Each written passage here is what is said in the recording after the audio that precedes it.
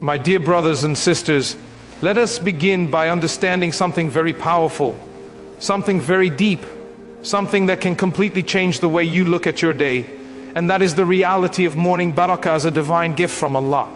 Barakah is not something you can see with your eyes, but you feel it in your life. You feel it when little effort gives big results. You feel it when your time seems sufficient even though your responsibilities are many. You feel it when your heart is calm despite challenges. And Allah, in His infinite mercy, has placed a special portion of this barakah in the early morning hours, especially after Fajr. When you wake up for Fajr, you are responding to the call of Allah. You leave your comfort, your sleep, your warmth, just to stand before your Creator. That action alone brings immense reward. But Allah does not stop there. He opens the doors of blessings at that time. The air is pure, the world is quiet, distractions are minimal, and your soul is closest to sincerity. This is why the righteous before us cherished the morning. They understood that Allah gives differently at different times, and the morning is a time of divine generosity. The Prophet made a specific dua, asking Allah to place barakah in the mornings of his ummah. Think about that for a moment. Out of the entire day, he specifically mentioned the morning. This tells us that there is something unique, something sacred about these hours. It is a time when sustenance is written, when intentions are purified, when hearts are soft, and when dua is more likely to rise sincerely to the heavens. Many people today search for success, motivation, and peace through books, courses, and endless scrolling, yet they overlook a gift Allah is offering them daily for free. Morning barakah is not earned through wealth or status. It is accessed through presence, gratitude, and awareness. When you stay awake after Fajr, remembering Allah, reflecting, working honestly, or even sitting quietly with a sincere heart, you are positioning yourself under the reign of Allah's mercy.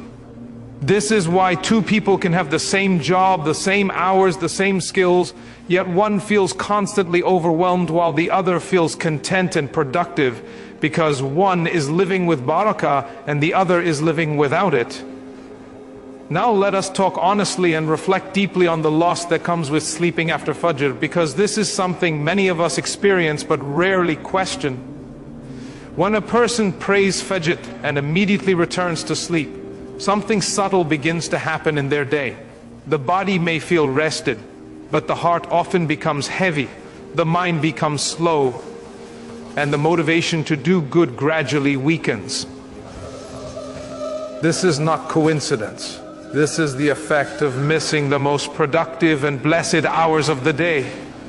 Sleeping after Fajr trains the soul to love comfort more than purpose. The morning passes quickly, and before you realize it, the sun is high, half the day is gone, and the energy you expected never arrives. Then we say, I don't know why I feel lazy, or I don't know why I can't focus, or I don't know why my day feels rushed. The answer is right there. The day was meant to begin with movement, remembrance, and intention, not with returning to sleep. The early morning is when the mind is clearest and distractions are few. It is the time when planning is effective, when work feels lighter, and when worship carries sweetness. By sleeping through it, a person loses opportunities that can never be recovered. Time lost in the morning cannot be replaced at night, no matter how hard one tries. This is why those who habitually sleep after Fajr often struggle with consistency, discipline, and productivity, even if they are talented or intelligent. Islam does not condemn rest, but it teaches balance. Rest has its place, and so does effort. When effort is delayed unnecessarily, it creates a chain reaction of procrastination throughout the day. Tasks pile up, stress increases, and the heart becomes restless. Over time, this habit affects not only worldly matters but also spirituality. Dhikr becomes rushed, Qur'an becomes delayed, and good intentions are postponed again and again. Many people assume they are saving energy by sleeping after Fajr, but in reality, they are losing momentum. Energy is not only physical, it is spiritual and mental. When the soul misses its early nourishment, the entire day feels drained. This is why discipline in the morning builds strength in the heart, clarity in the mind, and seriousness in life, while neglecting it slowly pulls a person into a cycle of delay, regret, and dissatisfaction. When we speak about the encouragement of early mornings in the Sunnah of the Prophet, we are not talking about a cultural habit or a motivational trend. We are talking about a way of life taught by the best of creation. The Messenger of Allah did not only teach through words, but through action, and his mornings were full of purpose, remembrance, and responsibility. He understood the value of time, and he showed us that the day begins with Allah and moves forward with intention. The Prophet would rise early, long before distractions, long before noise, long before the world became busy. After Fajr, he did not retreat into sleep as a routine. Instead, he engaged with his Lord, with his companions, and with the affairs of the Ummah. This teaches us that mornings are not meant to be wasted but invested. When the Prophet made dua for Barakah in the early mornings of his Ummah, it was not a random statement. It was guidance filled with mercy and wisdom. The companions understood this deeply. They shaped their lives around the morning, not the night.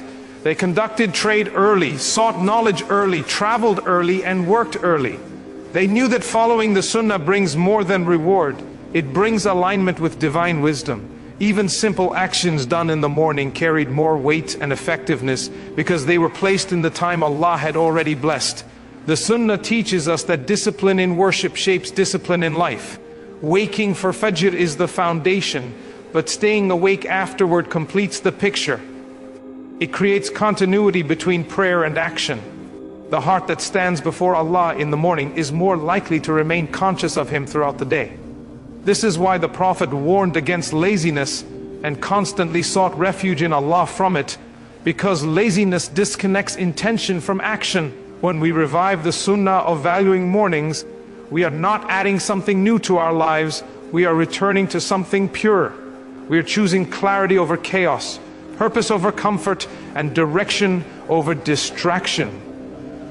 The life of the Prophet shows us that success in both dunya and akhirah begins with how we honor the early hours, because a day that starts with obedience is more likely to end with contentment.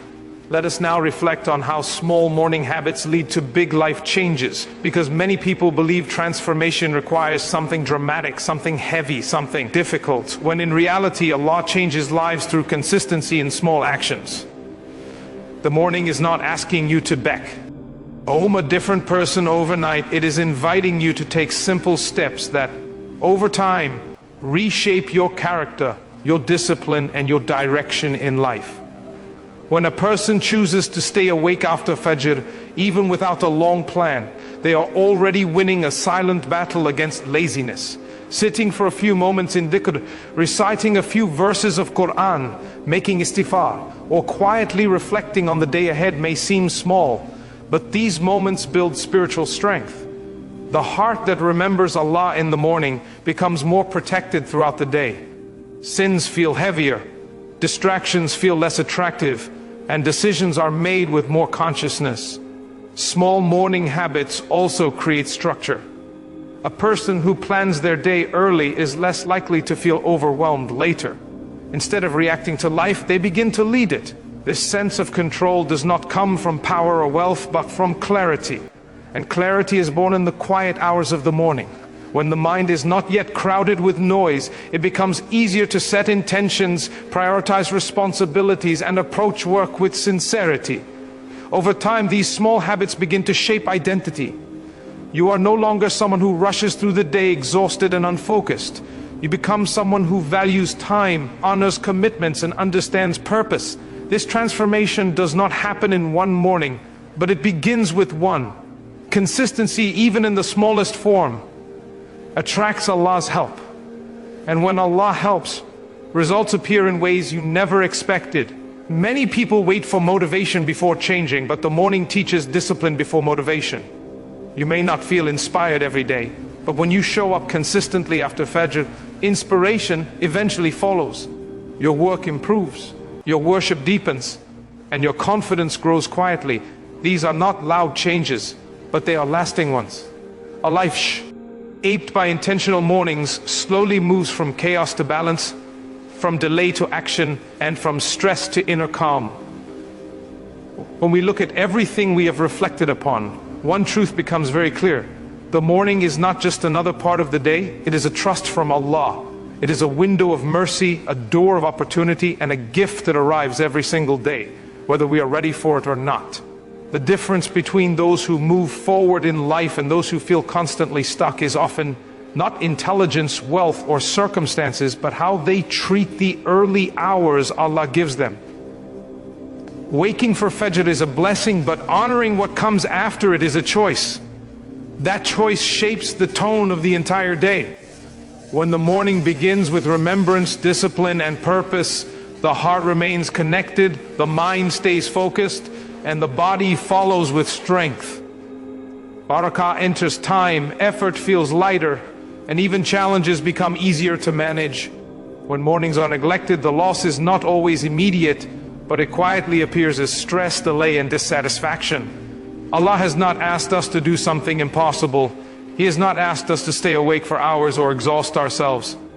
He has simply invited us to value what He has already blessed. Even a small effort after Fajr, done sincerely and consistently, can unlock changes that no shortcut ever will.